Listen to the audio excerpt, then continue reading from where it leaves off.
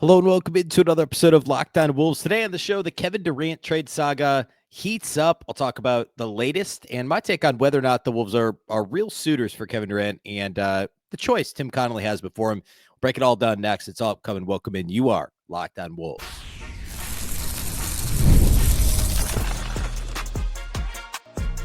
You are Locked On Timberwolves, your daily Minnesota Timberwolves podcast. Part of the Locked On Podcast Network.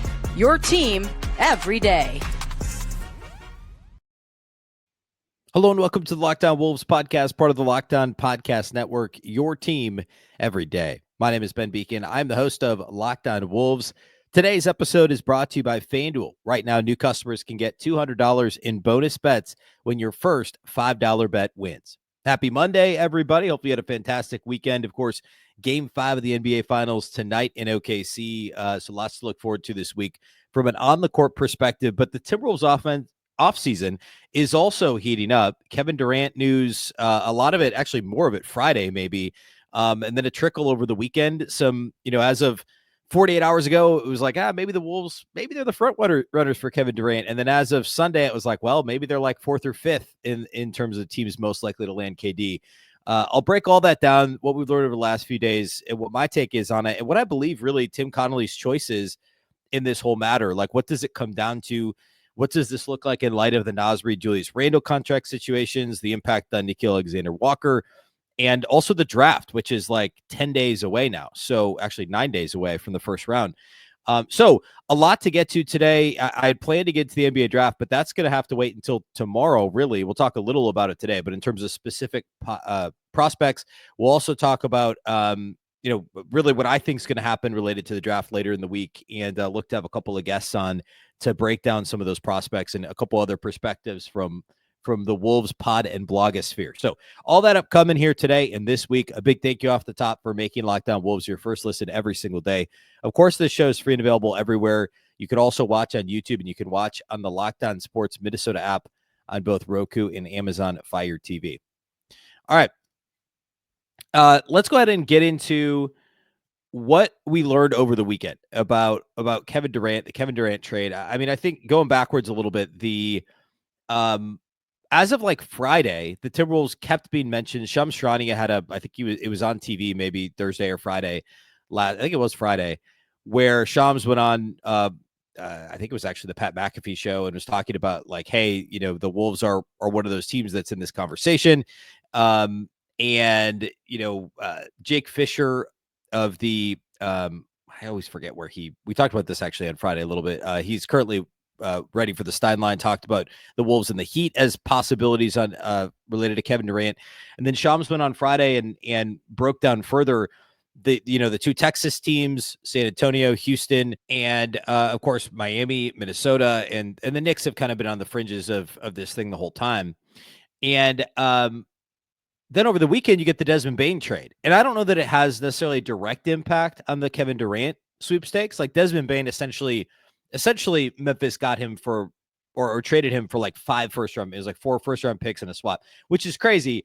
That I don't want to get too deep into that. My quick take on it is there's definitely some parallels to the Bridges trade to New York last year, and also the Gobert trade to Minnesota in terms of an overpay for an asset because you think that there's an opportunity. Basically, you could call it a vacuum of power in the East. It's maybe not that dramatic, but Orlando thinking they can jump from an incredible defense and terrible offensive team into, a top 4 team in the East just by acquiring a guy who's never been an all-star is a bit of a swing, but he's kind of a perfect fit for the roster. All that to say, it doesn't mean Kevin Durant's going to be acquired for, 12 first-round picks or whatever.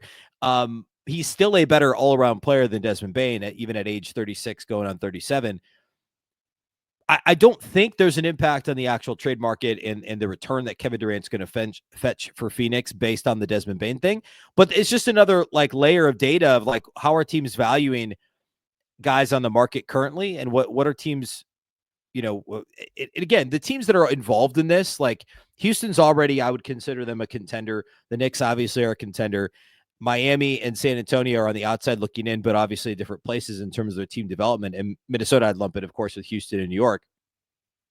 And then we get the piece over the weekend of Durant's preference being not necessarily Minnesota. His preference being the two Texas teams, and then I think Miami really is a third option. And the Knicks stuff has kind of faded a little bit over the last few days.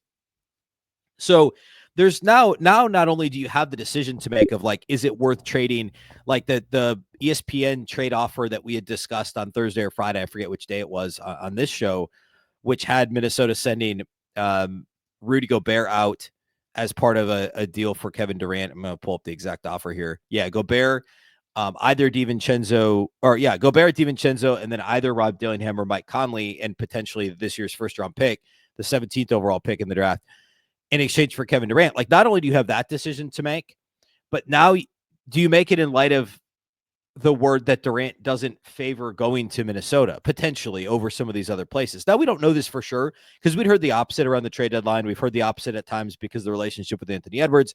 The Timberwolves kind of presumed, it's a dangerous way to put this, but like presumed ascension in the West. Like they're not going anywhere anytime soon because they have Anthony Edwards and because Tim Connelly is an incredible front office exec. The Timberwolves aren't going anywhere. And that's kind of the thought process behind San Antonio as well. If you're Durant, is you give yourselves multiple bites at the apple over the next few years at winning another title because you're playing with Wemby or you're playing with Ant. Like, to me, Houston's less obvious because you don't have that true alpha like a Wemby or an Ant. And yes, they've got Şengün. They've got guys.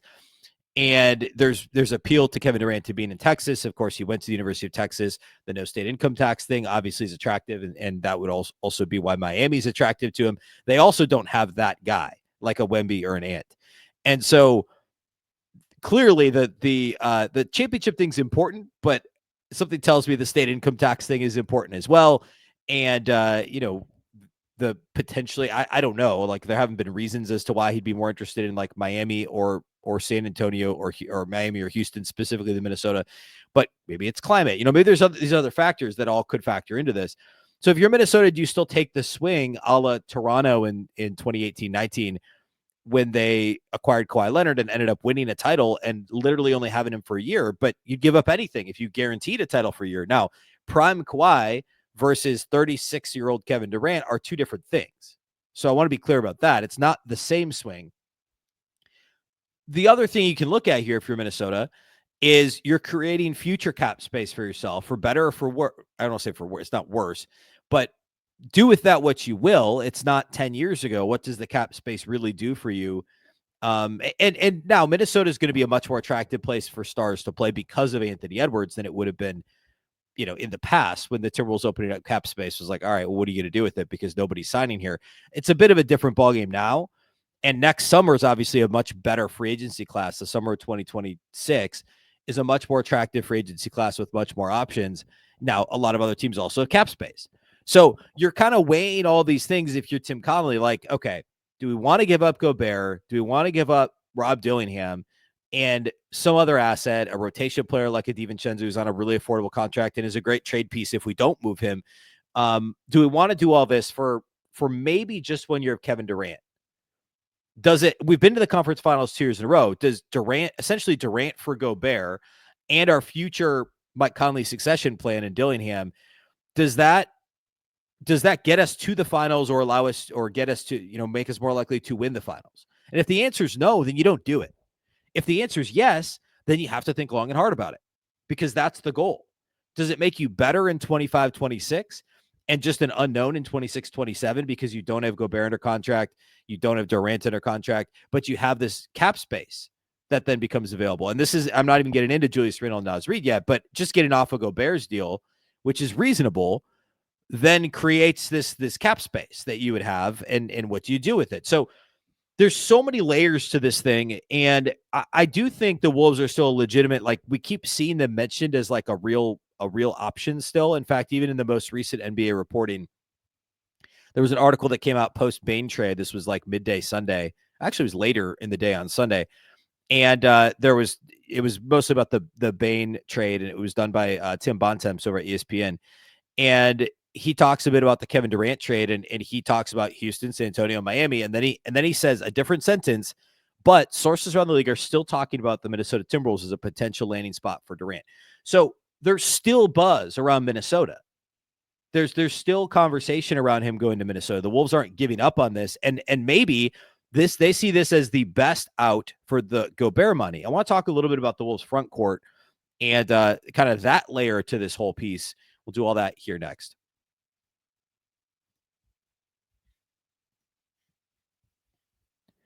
Today's episode of Locked On Wolves is brought to us by our friends at Monarch Money. Ever check your bank account and wonder, where did all my money go?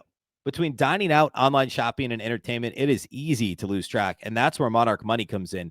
Your personal CFO, giving you full visibility and control over your finances.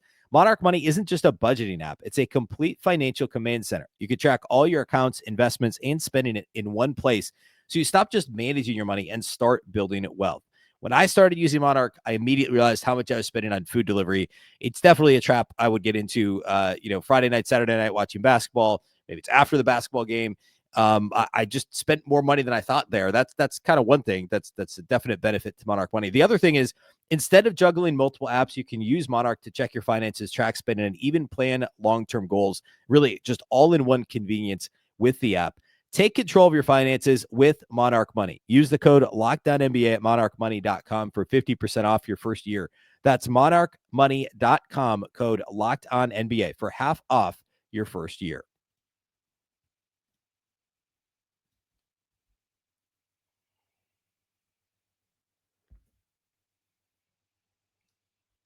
Okay, so the Timberwolves are definitely still in play for Kevin Durant.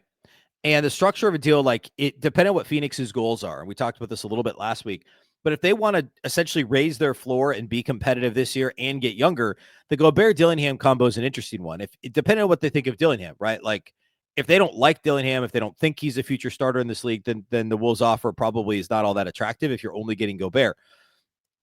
I think pretty clearly they care about raising their floor. And you think about who else is still on that team. They've got guys who can score a little bit, and getting Devin Booker with Rudy Gobert is an interesting idea. And then the future benefit of Rob Dillingham, whether that he contributes this year and you kind of see what you have, or he's a rotation piece because there's not much else on that roster once you get past that, it's pretty top heavy. But if you essentially think, if you position this as, okay, say they get the Wolves first this year, they get Dillingham, who's essentially a first-round pick. He was a top 10 pick just last season, and he was a one and done, so he's like 21. You get those two. You get the pick. You get Dillingham, and you get Rudy Gobert, who's going to immediately raise your defense from base just bad to a top half defense at minimum. I've always kind of said he's a walking top 10 defense. I think once, maybe twice in his career, his teams, Gobert's teams, have not been a top 10 defense over the course of the last decade plus. You're immediately improving your team. As crazy as that sounds, if you're Phoenix, that's going to happen right away. Now, they have a bit of the perimeter defense problem that like the late Gobert Utah teams had, obviously, where they're, Gobert will be their defense, and Dillingham's not going to help them defensively. So there's obviously work to be done, but if you want to raise the floor and remain competitive, or go from fringy competitive, not even making the play in this year, to being truly competitive next year, that's one way to do it in as part of this Durant trade. Because otherwise, what are you getting that's going to make you immediately competitive from Miami? Now you're probably looking at a 3-team trade. I've seen chatter about, like, could there be a 3-team trade that includes the Knicks and Karl-Anthony Towns goes to Phoenix to pair up with Devin Booker, which they've always wanted to do? Is that a possibility? Sure, that's possible too. Could they end up with Towns and Gobert, which would be funny? Probably not. I don't think that would work from a salary standpoint. There's all sorts of different permutations of how this thing could play out. But I think Minnesota has just as much to offer, if not more, than anybody else. I mean, San Antonio would be the other one. I think even more so than Houston, that could offer something attractive to Phoenix in a Durant deal. I just don't. I think it's difficult for Miami. I really do. Houston at least could offer. Of course, Reid Shepherd, last year lottery pick, would be a part of any deal. They have a top 10 pick this year. They could offer more rotation guys like a Dylan Brooks, who would also help their defense. I think that the Spurs kind of get in that same realm with offering picks, although they're going to be less valuable. And depending on what you think of Devin Vassell, like I like Devin Vassell more than any one player that Houston could offer. But I still think the Wolves, again, as floor raisers, plus the future potential of Dillingham, plus a pick this year, is a real possibility, a real choice to make if you're Phoenix. if you're Minnesota, how does the Nas and Randle thing play into this? How do the rest of the salaries here on the roster play out? Well, sitting here right now, we talked about this a little bit last week, but my prediction was, as of last week, that Julius Randle would opt in and the Wolves would figure out a potential extension later, and Nas Reid would opt out and the Wolves would sign him to an extension. Now, there's a couple of different ways that Nas Reid can do this. He could opt out and sign essentially a 4-year deal that's worth, I think, near $100 million, basically $20 million a year over the next 4 years. There could be an option on the last year, and my guess is that Nas would want that to allow him another crack at free agency, which is what he did the last time he signed an extension. There actually was an ESPN piece that came out, I think, on Friday about the top 10 free agents in the league and what kind of deals that they would potentially get. They've got Nas ranked, well, I thought it was top 10. They've got him 17th in free agent ranking, which is weird. They have his extension is 3 years, $57 million with a final year as a player option, which I think is interesting. So 3 years, $57 million after declining the option. But I don't think Nas would sign for 3 years, 57. I think he would want 4 years. And I guess what would that be? What did I say? About 90 to 100 million. And then have the last year be a player option. So 3 years, instead of 2 years in a player option, it'd be 3 years in a player option. I think that's more likely than what ESPN suggested. And if they did that, then it makes things a little bit more difficult for the Wolves to improve the team this year, because it takes out, like if he opted in this year, which he could do, he could opt into the 15 million to help the Wolves this year and then sign an extension on top of that. So ultimately he makes more money over a longer period of time, but he makes less money right away.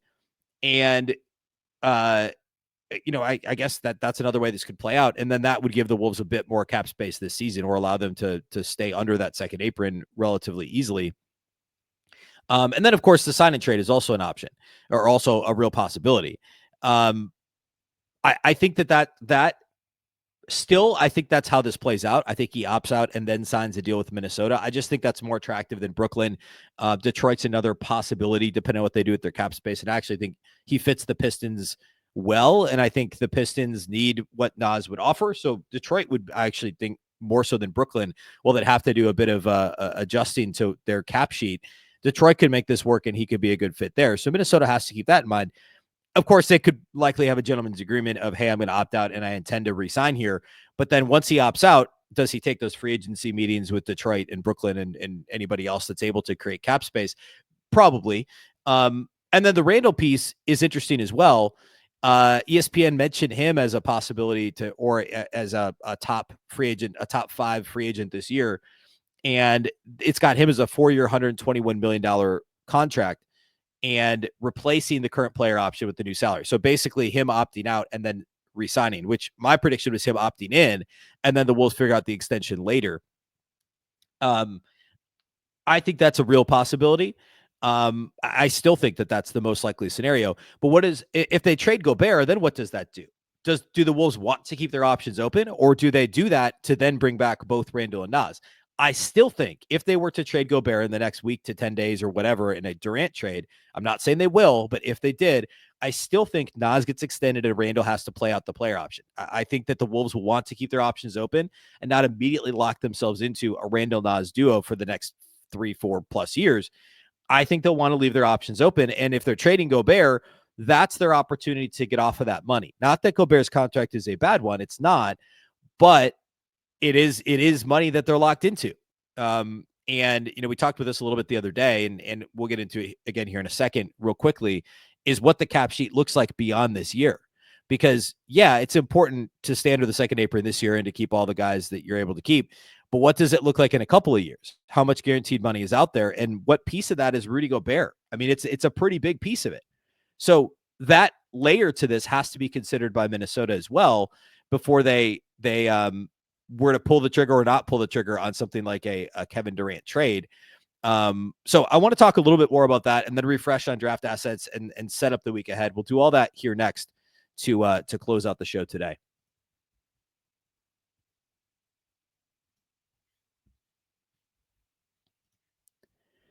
Today's episode of Locked On Wolves is brought to us by our friends at FanDuel. The NBA playoffs are in full swing, and every night delivers highlight-worthy performances. Not just the playoffs, the finals are in full swing. We're Game 5 tonight. Get excited, major momentum shifts, and can't miss moments. Whether it's a game-winning shot or a breakout player, there's never been a better time to get in on the action. FanDuel makes it easy to stay in on the game before tip-off and live. With player props, performance trends, and same-game parlays, fans have more ways than ever to play smart and win big. Maybe you're just looking at Tyrese Halliburton tonight on the road at OKC, looking to take a big lead in the series, or maybe it's SGA back at Paycom Center, ready to make some noise, or J-Dub, I think, is always kind of lurking as somebody who could go off in the series. Maybe you just want to combine live prop bets for tonight's game mid-game based on how the action's unfolding at Paycom Center. That could be a fun way to play this one as well. If you're new to FanDuel, it's the perfect time to sign up. Head to FanDuel.com and place your first $5 bet. If it wins, you'll get $200 in bonus bets. Make every moment more with FanDuel, official sports betting partner of the NBA.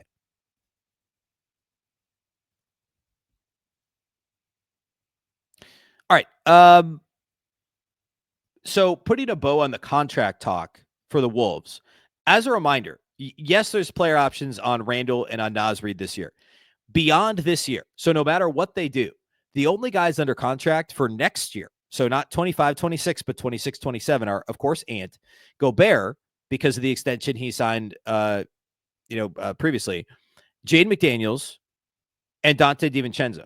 Go 1 year further, and the only guaranteed money for 27, 28 is Ant and Jaden McDaniels. Gobert has a player option that year for $38 million. So the Wolves essentially would be getting out of 3 years of Gobert between $35 and $38 million, which is right in between. It's around a fifth of the Wolves cap over the next 3 years. It's estimated beyond this year, of course, but so they'd be getting out of that salary, and they would have Ant at like basically 30% of the cap, and Jaden McDaniels is like 15% of the cap. And then it's wide open, completely wide open after this coming season, after the one after that, which is kind of crazy for a team that's been to the conference finals 2 straight years. And it speaks to the flexibility that Tim Connelly has built. I mean, everyone on this roster now, we went from 2 years ago talking about how there just aren't that many tradable assets other than Karl-Anthony Towns, who was traded. And now you look at it and it's like, all right, well, you could sign and trade Nas. You could do the same with Julius Randle. DiVincenzo's on a great contract. Conley's expiring after this coming year, so you could trade him or you could keep him and then, he's gone after this year anyway. Jaden McDaniels, they're not going to trade him, but if they wanted to, they could. Gobert is now tradable because he's only got 2 years in a player option, and he's a massive floor raiser. Like, I do think teams would trade for Rudy Gobert. Obviously, you're not trading Ant, but like Dillingham has trade value as well. TJ Shannon would have trade value if you decided to trade him. This team has a ton of flexibility, and there really isn't anyone on this roster you'd look at and be like, well, they couldn't move him if they didn't want to or whatever. There's guys who won't get traded for various reasons, as I just mentioned, but it's a very flexible roster. And believe it or not, there are actually trade assets this year with the 17th pick and the 31st pick. And there's not there's a few second rounders. They really can't trade any firsts beyond this year because they just traded one last year to get up and get Dillingham. But Tim Connelly's done an incredible job, really also a fascinating job in building the roster and the asset cupboard the way he has. And that, does he want to open a different window for himself for Anthony Edwards? Because that, getting full circle back to where we started with Kevin Durant, trading Gobert shortens the Gobert, shuts the Gobert window, which still has 3 years if they want it to have 3 years. And it opens up 1 year of a Durant window. And then Ant still has 3 years after this year, plus, whenever that next extension happens, which I think can happen as soon as next season anyway for Ant. So what does Tim Connelly think the Gobert window is shut now? And is this an indication of that they're even entertaining this possibility? Or is it not that complicated? It's simply, you can get a Hall of Famer who potentially wants to play with Anthony Edwards and can diversify an offense that at times was stuck in the mud, especially in the playoffs. You just do it. But my take on this is these different Ant windows. The initial Ant Cat window, the Ant Cat Rudy window shifts into the Ant Rudy window, obviously Julius Randle this year. And does that then shift again because, hey, Denver is no longer the top threat in the West, even though Jokic hasn't gone anywhere. So that's a weird thing to say. But do we have to create a different sort of team that can beat OKC? And does Kevin Durant help you beat OKC? I'm not convinced that that's the case either. So there's all these different things that Tim Connelly, it's his job to evaluate and decide. My bet still is Kevin Durant does not end up with Minnesota. It's telling that the Wolves are still on the fringes of this, even though Durant is more keen to sign an extension with a different team than Minnesota. The Wolves are still in the conversation, and I think they will be until it happens. My take is still that he ends up elsewhere. I could 100% be wrong. I've been wrong before about Tim Connelly. He's always been a little bit more aggressive than I've expected him to be with the Gobert trade and then the Cat trade last year. And for the most part, all this stuff has worked out great. So I could definitely be wrong about this, but that's kind of my take. Shifting into the draft asset talk, as a reminder, Minnesota has number 17, and the first round of the draft is already a week from Wednesday, just 9 days away. And then the second round the next day, weirdly, that this is how this goes now with the NBA draft. But the Wolves have then the first pick of the second round, which is a super valuable pick. There's no guaranteed salary attached to that pick. You get teams between the first round and second round now with a full day in between that could fall in love with the prospect who's still on the board, and you could trade that for future assets. I've said this before to reiterate. I don't think the Wolves pick and keep a player at both 17 and 31. I think they're much more likely to kind of evaluate the board as it unfolds, pick in one spot and trade the other pick for a future selection to try and keep that cupboard, as I mentioned, stocked with some sort of assets in the draft moving forward that would then be tradable. So it could be a protected first rounder next year, the year after. I think that that's very likely that what Minnesota does. And of course, the Durant trade, in terms of the new league year and the player options and stuff, there's a real possibility that there's a trade agreed to in principle that can't be finalized until, after the draft, after the new league year. There's all these other layers to it that very well could affect how this thing goes down, at least when it comes to Minnesota, really when it comes to any suitor for Kevin Durant.